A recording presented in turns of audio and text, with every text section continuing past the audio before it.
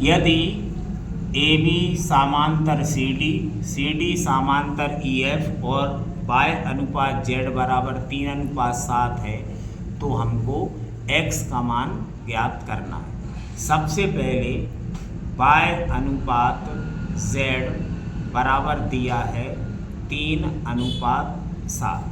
जब अनुपात में दिए होते हैं तो हम मान लेंगे y बराबर हमने मान लिया 3p और z बराबर मान लिया 7p।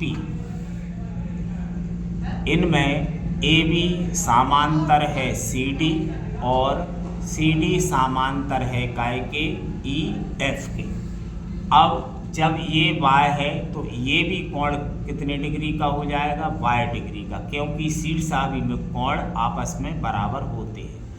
y और z यदि हम y और z दोनों का जोड़ करें तो 180 डिग्री हो जाएगा। क्यों? क्योंकि एक ही ओर के अंतः कोणों का योग 180 अंश होता है। एक ही ओर के अंतः कोण। अब हम y का मान रख देंगे 3p और z का मान रख देंगे 7p बराबर 180। 3p और 7p मिलकर हो जाएंगे 10p बराबर 180। p बराबर 180 के बटे 10, 0 से 0 काट दी, p का मान निकल आया 18 डिग्री। जब p का मान 18 डिग्री निकला है तो हम y का मान चुके हैं 3p और z का मान 7p। अब हम यहाँ से y का मान निकाल लेंगे।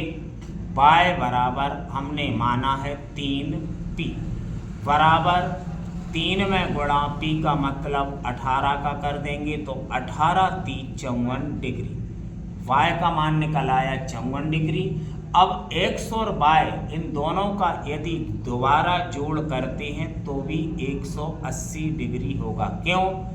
एक ही ओर के अंतः कोणों का योग 180 अंश होता है। एक ही ओर के अंतः कोण।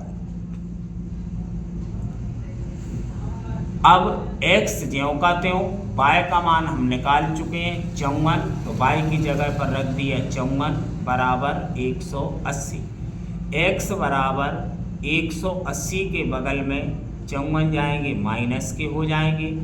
x बराबर 10 में से 4 गए 6, यहाँ से 1, 8 में से 6 गए 2 और 1 का 1। इस हिसाब से x का मान 126 डिग्री निकल आया।